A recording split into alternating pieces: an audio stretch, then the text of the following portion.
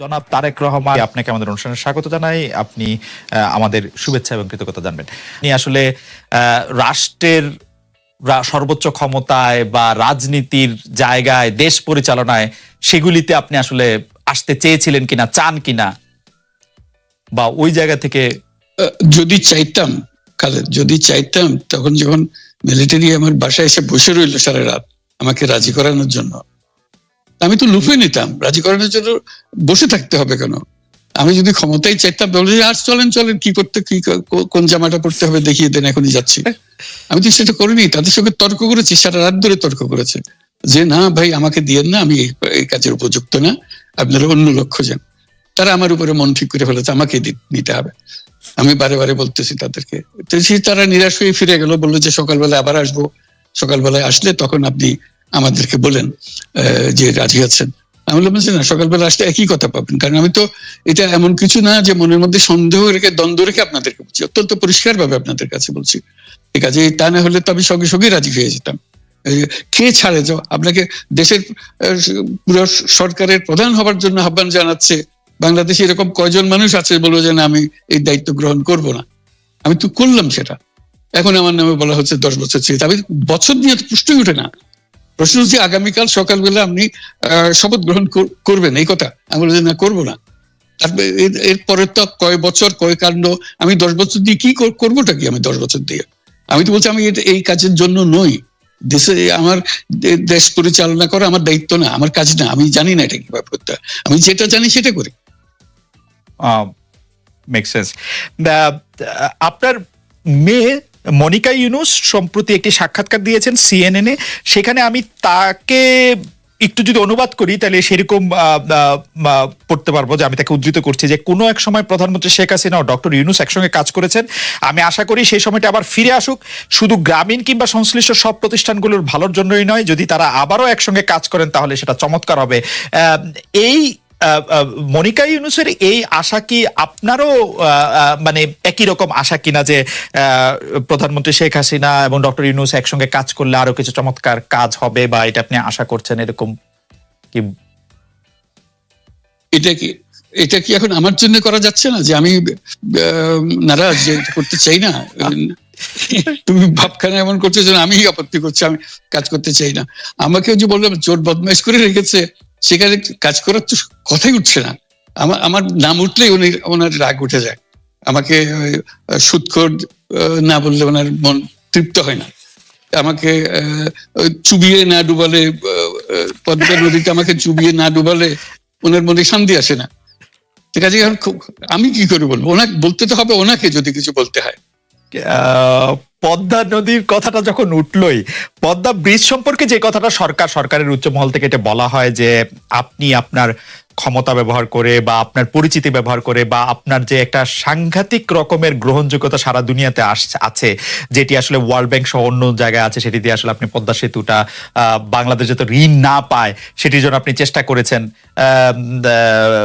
এই ব্যাপারটা নিয়ে কি আপনি একটু কিছু বলবেন, যে এটা আপনার বিরুদ্ধে একটা অভিযোগ? কি বলবো, এটা বলো। এটা হাস্যকর একটা কথা, মুখ থেকে বলে ফেললো চোর ডাকাতের মতো। এটাও আরেকটা বলে ফেললো, এটাই সত্য হয়ে গেল। আমরা যে বারে বারে বিবৃতি দিলাম, তখন এটা প্রশ্নই ওঠে না। আমরা বাংলাদেশের নাগরিক হিসেবে আমরা গৌরবান্বিত যে এই পদ্মা সেতুর উপরে আমরা একটা সেতু বানাতে পারবো, এটার জন্য আমরা সবাই চাই। কাজে এটা তো বিরোধিতা করার তো প্রশ্নই ওঠে না। কেন বিরোধিতা করবো? দেশে যে একটা বড় রকমের ঘটনা ঘটতে যাচ্ছে, সেটা তো আমরা সবাই সমর্থন করেছি। তিনি বলেই চললেন। এখন একজনে বলতে থাকলে তো আমার করার কিছু তো নাই। উনি এত শক্তিধর যে এখানে আমার কথা তো কিছুই থাকে না। ওনার সব সরকারের যাবতীয় প্রচার যন্ত্র ওনার হাতে। আমার তো আমার গলার যত তীক্ষ্ণ। আপনি তো কথা বলেন না, বললে তো নিশ্চয়ই আপনার সাথে না। একটি প্রশ্ন আসছে যে পদ্মা সেতুর যখন উদ্বোধন করা হবে তখন কি আপনাকে নিমন্ত্রণ জানানো হয়েছিল? মানে রাষ্ট্রের পক্ষ থেকে এরকম বলা হয়েছিল যে আপনাকেও নিমন্ত্রণ জানানো হবে, বা আপনি মনে আছে কিনা? মনে পড়ে না এরকম করছে। আচ্ছা, গ্রামীণ ব্যাংকের আপনি যখন মানে গ্রামীণ টেলিকমটা আপনি প্রতিষ্ঠা করেন, সেই সময়ে গ্রামীণ টেলিকমের সাথে গ্রামীণ ব্যাংকের সম্পর্কের যে বিধিমালা, সেই বিধি কি আপনি যখন চলে এসেছেন গ্রামীণ ব্যাংক থেকে সেটি পরিবর্তন করা হয়েছিল? তো সেই পরিবর্তনটি মানে পরিবর্তনটির জায়গাটা যদি আমাদের একটু পরিষ্কার করতেন। পরিবর্তন ছিল যে আগে এটা নমিনেট করতে পারতো গ্রামীণ ব্যাংক, চেয়ারম্যান পদের জন্য একজন লোক নমিনেট করতে পারতো। আমরা যেহেতু গ্রামীণ ব্যাংক থেকে আমাদেরকে সরিয়ে দেওয়া হয়েছে, তখন আমরা মনে করলাম যে এটা রাখার আর দরকার নাই, গ্রামীণ টেলিকম থেকে সেই পদটা আমরা পরিষ্কার করে দিয়েছি, যখন এটা আর দরকার নাই। এইটুকুই পরিবর্তন হয়েছে। এটা ন্যায়সঙ্গতভাবে পরিবর্তন করার ধারা অনুযায়ী যা যা করতে হয় সেটা করা হয়েছে। এতে তার ইচ্ছা বা তার কর্তব্য, তার করণীয় যে অবজেক্টিভস আছে, কোথাও পরিবর্তন হয় নাই।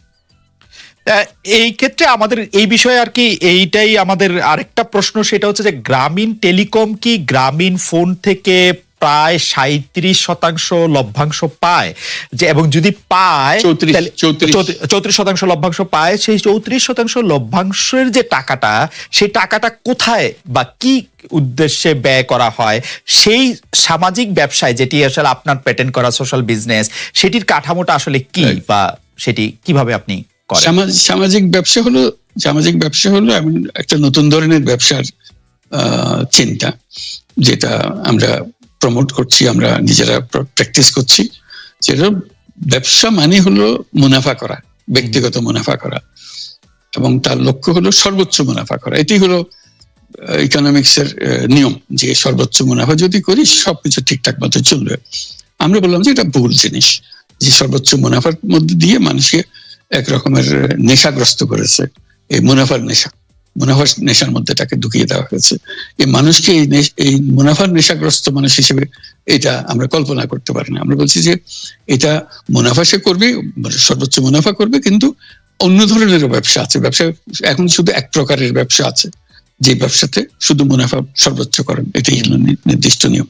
আমরা বলছি আরেক রকমের ব্যবসা, যেটা হলো মানুষের সমস্যার সমাধান করা, মুনাফার জন্য কোনো রকমের ইচ্ছা তার না থাকা, মুনাফা বিহীন ভাবে, কোনো মুনাফা, ব্যক্তিগত মুনাফা না নিয়ে শুধু সমস্যার সমাধানের জন্য ব্যবসা করা, এটাকে আমরা বলছি সামাজিক ব্যবসা।